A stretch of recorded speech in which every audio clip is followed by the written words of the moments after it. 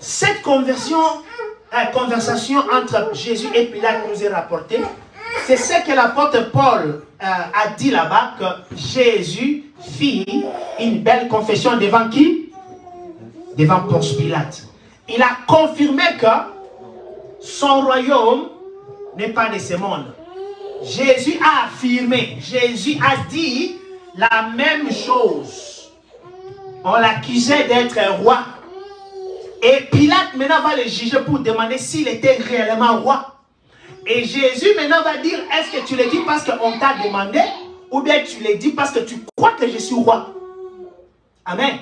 Et Jésus maintenant va dire que non, mon royaume n'est pas de ce monde. Si mon royaume était de ce monde, mes serviteurs auraient combattu pour moi. Amen. Amen. Jésus a fait quoi? La confession. Il a confessé ce qu'il était. Number one. Est-ce que toi et moi, nous confessons ce que nous sommes? Amen. Amen. Parce que vous allez voir maintenant que la confession, elle est très importante dans la vie d'un chrétien. Parce que si tu ne confesses pas comme Dieu te voit et tu confesses comme les autres te voient, tu es en contradiction avec toi-même. Je vais effacer pour vous expliquer, mais d'abord je vais finir ce qui est ici que vous voyez avant que nous passions à la deuxième étape.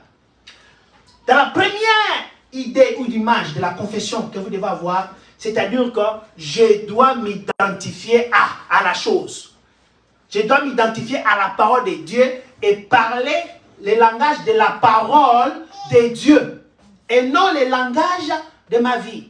Parce que dans la confession, ou bien en toi, il y a 4 personnes qui parlent.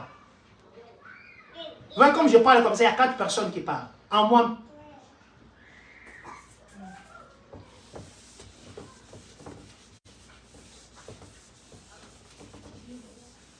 Il y a 4 personnes qui parlent. Comme tu es là. Parce que tu es né de nouveau. 4. Si tu n'es pas né de nouveau, il faut chercher maintenant c'est qui. Tes pensées. Amen. Amen. Émotions. Circonstances. Et puis esprit. Ça c'est toi. Toi comme pensée, toi comme émotion, toi comme circonstance, toi comme esprit. Et ici, ça nous donne la parole.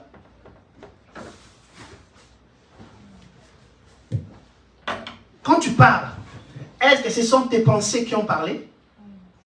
Ou bien c'est ton émotion qui a parlé? Ou tes émotions, parce qu'elles sont nombreuses? Ou c'est la circonstance dans laquelle tu traverses qui te fait parler? Ou bien c'est l'esprit qui te fait parler? Amen. Amen. Amen. Je reprends. Demandons-nous la question. Demande-toi toi-même, moi. Répète après moi. Est-ce que ce sont mes pensées qui me parlent? Ce sont mes émotions qui me parlent? Ce sont mes circonstances qui me parlent? Ou c'est l'esprit qui me parle? Quand ce sont tes pensées qui te parlent, il y aura toujours le doute. C'est le doute, hein?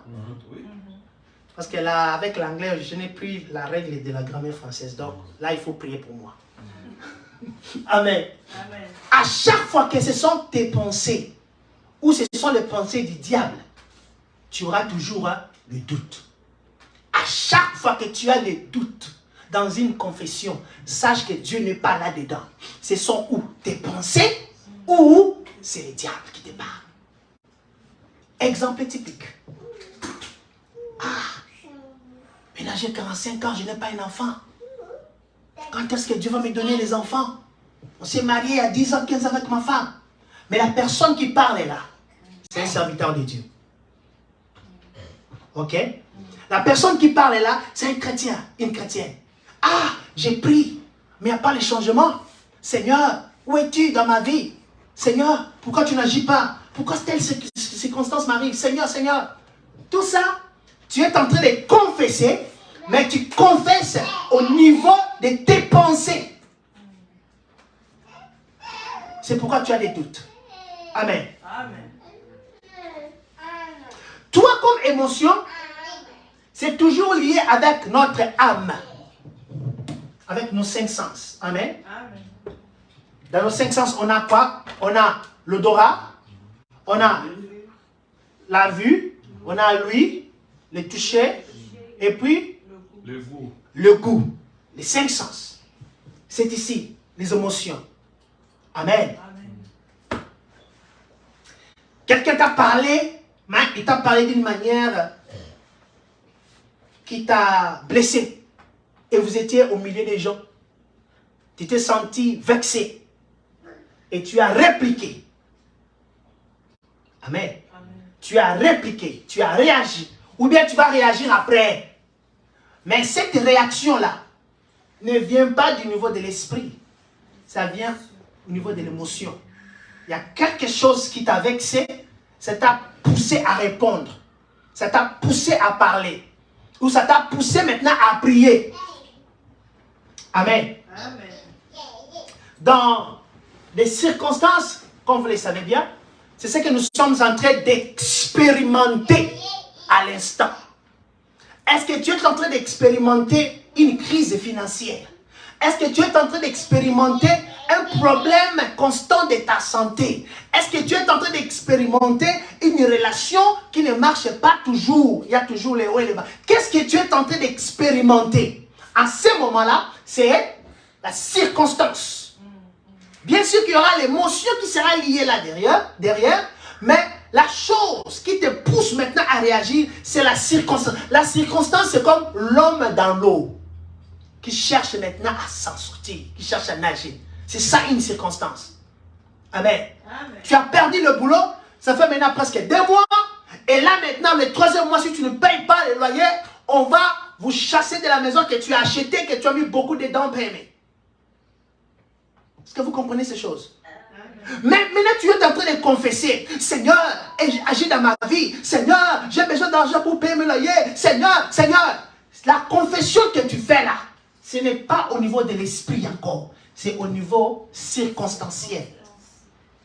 C'est la circonstance qui te pousse à prier comme ça. C'est la circonstance qui te pousse à parler comme ça. C'est la circonstance qui te pousse à prêcher comme ça.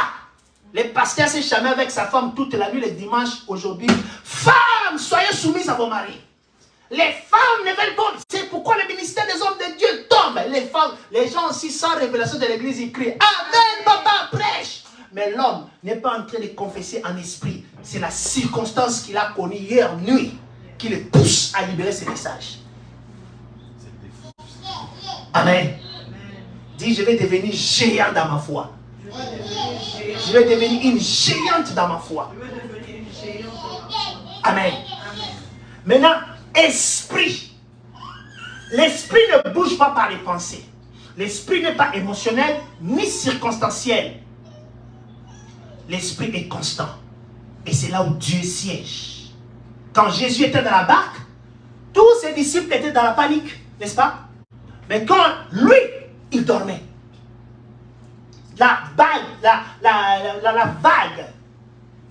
se jetait dans la barque, il voulait même se noyer, mais l'homme qui était esprit dormait au milieu de tourbillons. Est-ce que c'est normal ça? Non. C'est pas normal. Si vous n'avez pas voyagé même dans un bateau, tu ne peux même pas dormir juste seulement quand ça commence à bouger, boum, tu ne peux même pas. Parce que tu ne sais pas qu'est-ce qui se passe. Mais Jésus dormait normalement. Et nous savons qu'en Dieu, il n'y a pas de mensonge. Il ne faisait pas semblant, il dormait. Mais pourquoi cet homme était si constant? Parce qu'il était dans la confession de l'esprit. Et lorsqu'il s'est réveillé, ou on le réveilla, les disciples ont dit quoi? Jésus, tu dors. Tu ne sais pas que nous allons tous périr. Et il s'est réveilla et il menaça le vent. Je veux que vous compreniez quelque chose ici. Jésus n'a pas menacé l'eau qui entrait dans la barque. Ce qui entrait dans la barque, c'était l'eau. Mais ce qui causait à l'eau d'entrer dans la barque, c'était le vent. Amen. Amen. la circonstance que tu es en train d'expérimenter, il y a sa source. Il ne faut pas aller dans la circonstance, cherche la source. Et quand tu entres dans la source, c'est alors que tu vas commencer à confesser en esprit. Pour maintenant causer les changements et causer le miracle. Alors, il ne faut jamais dire que tu es pauvre. Amen. Parce que même si la pauvreté était loin de toi, quand tu commences à confesser la pauvreté, tu vas commencer à t'identifier à la pauvreté pour devenir comme la pauvreté. Parce que c'est de la confession que nous devenons ce que nous devrions être. Amen. Ne dis plus les gens ne m'aiment pas. Parce que ceux qui t'aiment sont plus nombreux que ceux qui t'haïssent. Amen. Yes. Amen. Amen.